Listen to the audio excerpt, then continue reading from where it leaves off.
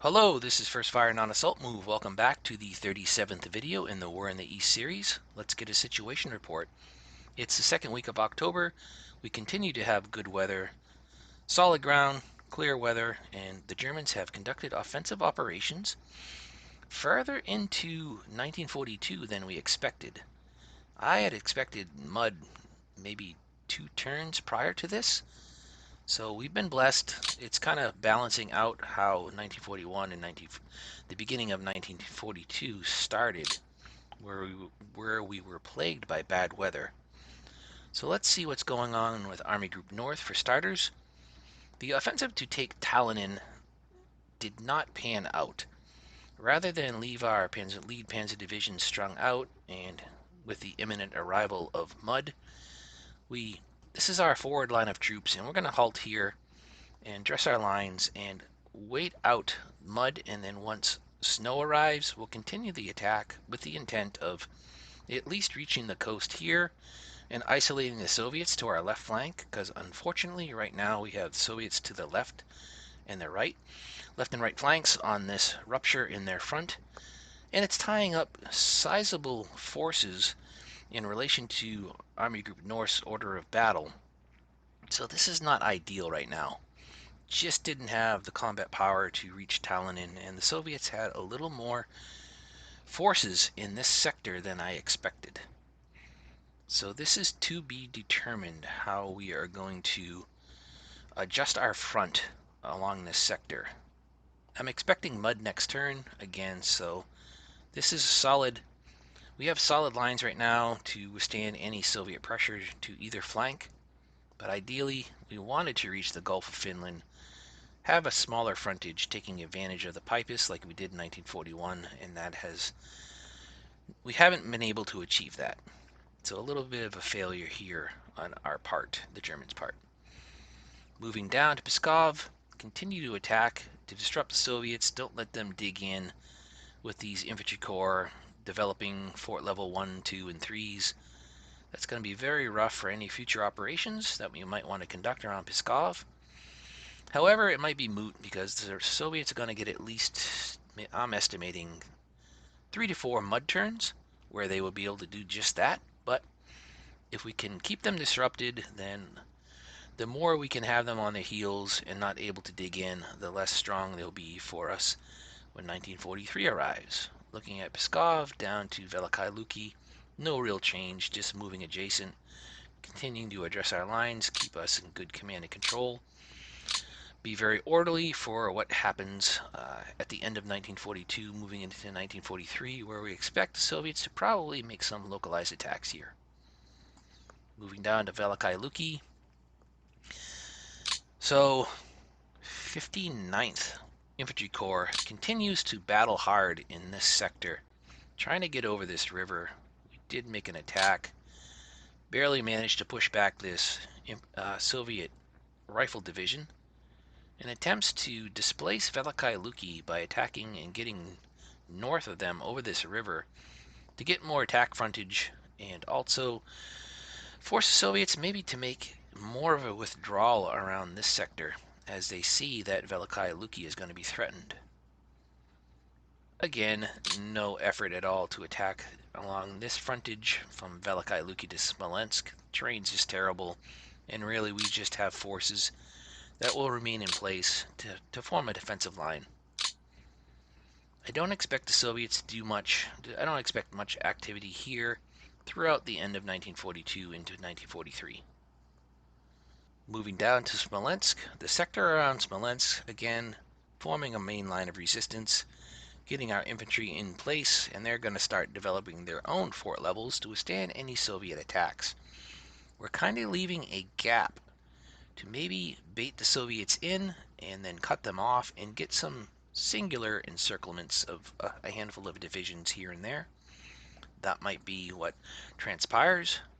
We still have the 12th Corps pulled out of the line, resting and refitting, building up supply, fuel, ammunition, and we can use them as a quick reaction force should anything troubling occur along this sector.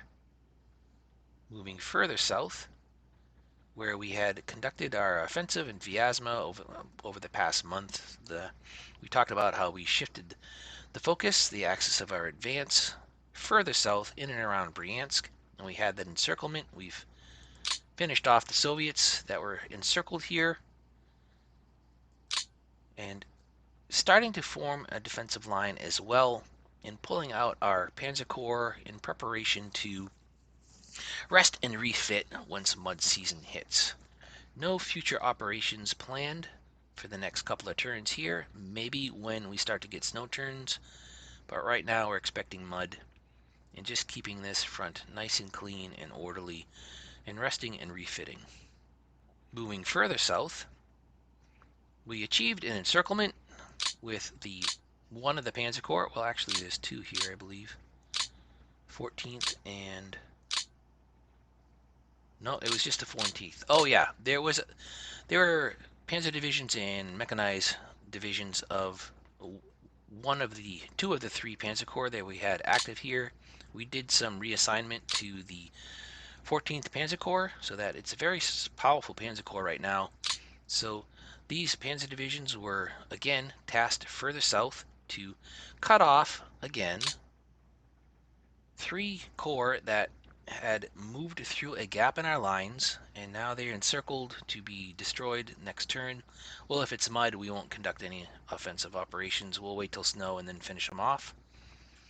We will relieve in place these panzer divisions and take the 14th out of line as well, and rest and refit them after we finish off these Soviet forces.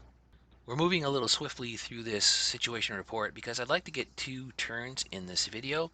Most of the action took place in Army Group South's area of operations, which we'll show you shortly. Most of it has been dressing our lines, getting in good command and control in preparation for mud, pulling out some forces where we think it won't endanger any of our main line of resistance. We already talked about the 13th there, and also the Panzer Corps that were contributing to the encirclement around Bryansk, a little south of Bryansk. And now we'll finish off these 3 corps. And again, just establishing a main line of resistance around Sumy. The Soviets don't have very many, they don't have a force concentration around Sumy.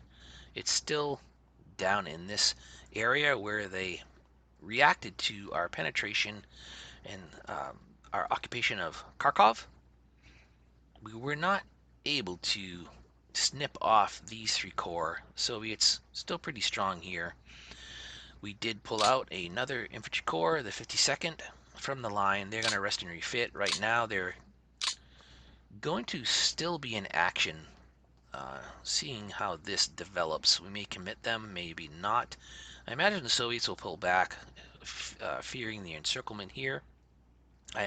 Or they more than likely as well could attack our Axis miners, which they always seem to try to do.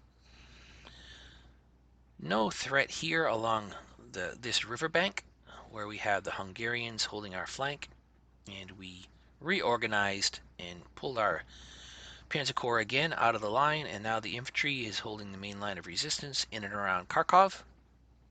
Soviets pretty strong here, but we definitely have the combat power to resist any real threat. Just localized attacks, I imagine, may get a withdrawal or two, but Kharkov is in our hands and will not be wrested from us. South of Kharkov, all the way down to Dnipropetrovsk, we have a defensive line established as well. Soviets, for some reason, push 3 corps over the Dnieper to the north here. Really don't know what they're trying to accomplish. I don't see any threat here. It's just an inconvenience. We now have a little bend in our front, but we'll try to reestablish our frontage more in a more regular front here in this sector, and either force these Soviets to retreat or encircle them. More than likely, seeing that the Soviets seeing that we have infantry all around them, they may pull back. Or, you know, they've been aggressive. They could attack out of Dnipropetrovsk against these singular infantry divisions, but they really don't have anything to follow up with a local attack. Further down, Again, we're up against the Dnieper, so we have very strong defensive positions established. Soviets won't be able to attack over. They do have a bridgehead here, still with Dnepropetrovsk, but along this sector, we have the river to our advantage. Moving further south, that continues. We are up against the bank, the west bank of the Dnieper, and here is where all the action took place. If you remember, we had the 3rd Panzer, 39th, and the 36th all bunched up in and around Dnepropetrovsk as our axis of advance was in this direction. So we shifted over the course of a few weeks further to the south, developed this defensive line, and this is what it's looking like. With the distances and the Soviet resistance, we just didn't have anything left in the tank and the combat power to get over the Ingulets and link up with the Romanians. Serious threat of encirclement here on these Soviet forces. This is a sizable force the Soviets have here, mostly the bulk of their army that was defending against the Romanians and 11th Army. Disappointed, but we are disrupting the supply here. I believe that this is a contested zone of control and they cannot rail through here because we are in this sex is in our zone of control. How the Soviets react to this will be very interesting. They attack our Axis miners, it seems, whenever they are confronted with an opportunity to do so. Will they be foolish enough to attack north and west out of this forming pocket? I doubt it. We do have the Ingulets to our advantage, so the Soviets really won't be able to disrupt anything attacking south against our forces, and we have the Dnieper to our advantage here along this part of the southern part of this axis of advance. Don't expect any pressure here. What could happen is the Soviets have decent size forces where they could align them and make some attacks against our forces are right around here, but we plussed them out. So we're at least 2 divisions deep in each of these hexes. So I don't believe we will be forced to withdraw in any of these key parts of this axis of advance. So that next turn, if this does not look any different, we will get over the Ingulets and have an encirclement. I believe, though, that Soviets will get more forces out of trouble than we would like, but they're kind of bunched up here and they only have a narrow route to get out of town, and they won't be able to use the rail. It'll just be their own movement factors. They'll have to go through swamp, over a river, but some of them will get away. We will, though, I believe, encircle at least a partial part of this Soviet force, and that's good. That'll be another encirclement at the very end of 1942's good weather and potential for offensive operations. We may have to clean this up in a turn or two, and if it's mud, then Soviets will slowly be able to trickle down and get out of harm's way, unfortunately, because there will be no attacks in the mud. But at least we have reached the west bank of the Dnieper finally, and it has shortened our lines, and it frees up a whole bunch of Romanian forces and also 11th Army for 1943. Other tidings during this turn, we had decent amount of reinforcements. Where did they come in? Here they are. We have 2 infantry divisions and an Arab motorized brigade. You know, in all the books I have read on the Eastern Front, I have never heard of mention of an Arab motorized brigade. That's pretty interesting. I will take any and all volunteers to come to the Eastern Front and contribute to the fight. So we have a 287th Arab motorized brigade helping us out. That's great. And we also, I'm not sure what to make of this. We are able to reactivate some static divisions, and I haven't been able to do that in the past. It includes 3 more infantry divisions, but I wasn't able, due to rail capacity, moving those other forces around, Wasn't able to move them very far, but we'll see what we can do in the next turn if we can actually activate these forces. I'll have to read a little bit about that because I'm not sure what that entails. We have, these are all still static. And we did also have a Romanian division that was freed up, and that's on its way to help out as well. I believe it was this one here, 3rd Romanian Mountain Division. So a trickle of reinforcements. Again, every formation we can throw into the front is, we'll take it. We'll make use of it somewhere, somehow, and they will contribute.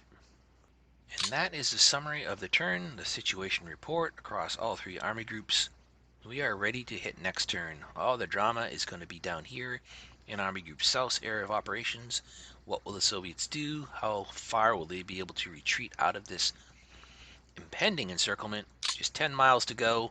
However, it's over a river, and they could easily put 3 corps here and almost make it impossible to get across, because I don't think we'll have enough combat power on the Romanian side of things to push the Soviets out of this hex. This is the key hex right here. Oh, it's a town as well. What town is that? Could be Epic. This is Snigurevka? Snigurevka?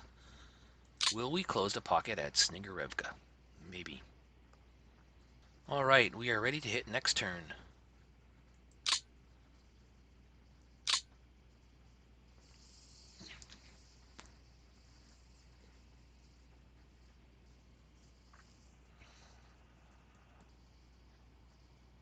How crazy would it be if we have solid ground, clear weather, another week into October?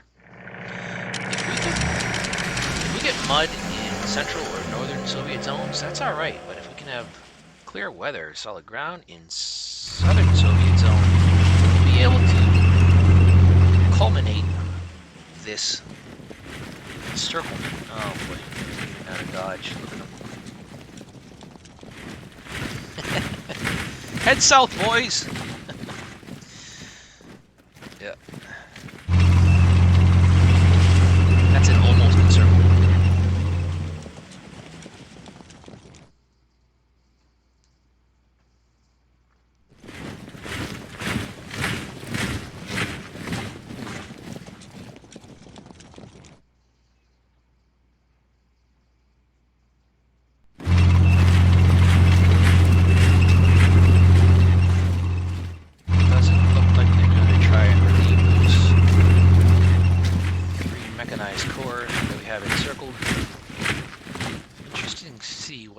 Here. Yeah, they're just gonna come adjacent to us, lock us in.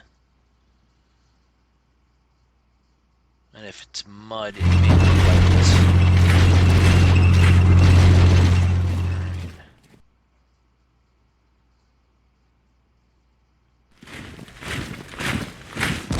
More than likely we'll pull back a little more there. Weren't able to reach Talonin.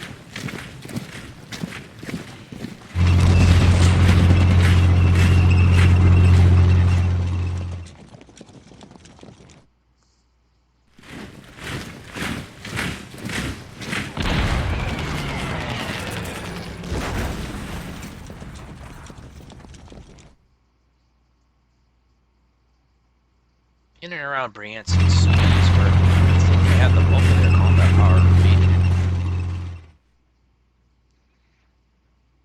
We are witnessing the Soviets' localized attacks.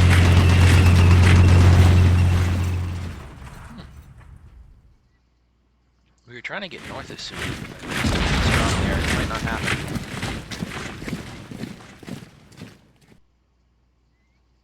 Yeah, they extracted those 3 corps, meanwhile also attacking Hungarians. I put them up there, realizing they would be attacked to save those 3 Romanian divisions that are north of the river, because I could get them out of harm's way like I wanted to. They're kind of locked in place, didn't have the movement factors to leave zone of control and cross the line. Still attacking here. Persistent.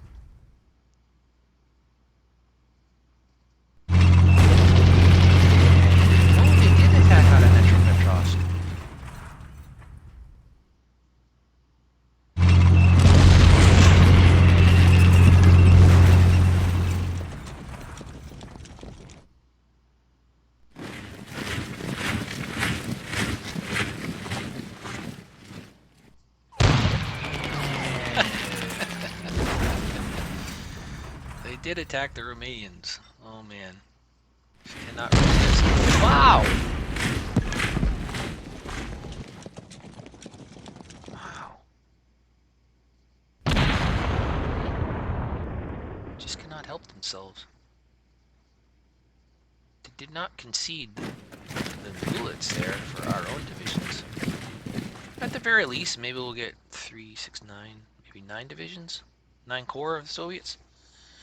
Not bad.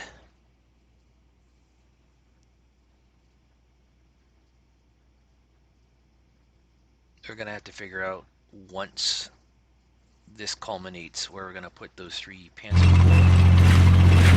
We now have assigned to army himself. They attacked and then they started to retreat.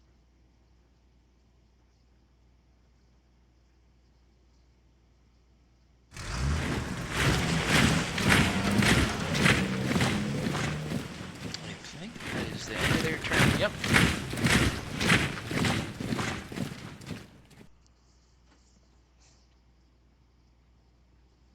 Will there be mud?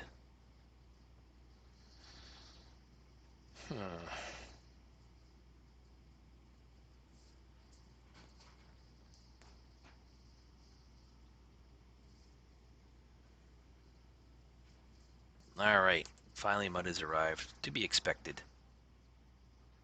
But in all 3 zones, let's see. Yep, mud. Mud has arrived. Very good. We expected it. That is going to put a halt on all offensive operations. Soviets will be able to get out of harm's way. A little far west there. Yeah, they were able to extract themselves. I'm not too disappointed. A little disappointed. Just couldn't get over the river here. Just too far to go. And the Soviets had a number of blocker divisions and corps we had to attack and fight through. But mud has arrived. Alright. I'm glad we did pull these Panzer Corps out. They're on the rail line now. We don't have to expend any fuel moving through the mud to get on the rails and get out of the line. So that is good. Soviets pulled back, just left an isolated tank corps. And these Soviet mechanized and tank corps and cavalry corps are a mixture, one of each. They will be destroyed once we get some snow. And nothing else really to speak of. Some localized attacks, just dress our lines a little bit. And that is a mud turn. Well, we're going to actually make this a single video. Now that mud has arrived, there's not going to be much to report. As we remember, during previous mud turns in 1941, there will be no attacks by either side. It'll just be a lot of administration moves, very short turn, and just making sure everything is nice and tidy. And we will use rail capacity to our full advantage. It's going to be reduced. No, actually 34,000. Excellent. But I think it's a little reduced, actually. I think it takes more movement factors to go through the mud for the rail lines as well. We'll clean this up. There can be no future attacks to seal this off, so I'm going to extract our... Actually, no, I'm not going to extract. Not going to, but these Panzer Corps and Mechanized Corps are not going to even... divisions are not going to even move. We'll just airdrop some supplies, but we will shift around and dress the lines a little bit. Oh dear, did I forget to reassign? Yes, I did. 239th, I forgot to reassign to a different Corps headquarters. It doesn't make much difference. Still pretty good in supply. They didn't do anything this last turn. Well, there it is. Mud has arrived in 1942. Tail end of 1942. Gonna be in December, not too soon. November. Last 2 months of 1942 won't be very eventful. I'm predicting just some limited German attacks in the snow. No future encirclements we can expect until spring breaks in 1943. The good news is we don't have the winter 1941 special rule looming ahead of us when blizzards arrive in the Soviet Union, so we won't be so debilitated, and we will withstand much better and expect to retain the ground we've taken and even attack in the dead of winter. Yes, it's 1942 now. I think we're going to be all on equal footing. Let's take a look at the front, how it looks zoomed out. I expect this to remain the same for the next 3 or 4 turns, as I expect to have mud. So the front will be as it is now, and I will just execute the mud turns off camera, and we'll come back with the next video, more than likely when it is snowing out. In 1942, that could be maybe well into November, but we'll see. It's random weather and don't know what to expect. Actually, with the random weather table, we could have mud. We were talking about that. We could have mud in the north and still have clear in the central or the south. If we can get some clear weather in the south, maybe we'll see what we can do if it's not too late and all the Soviets have been able to escape. Maybe we could seal off a handful of Soviet formations around this area if we get clear weather, solid ground in South Soviet zone.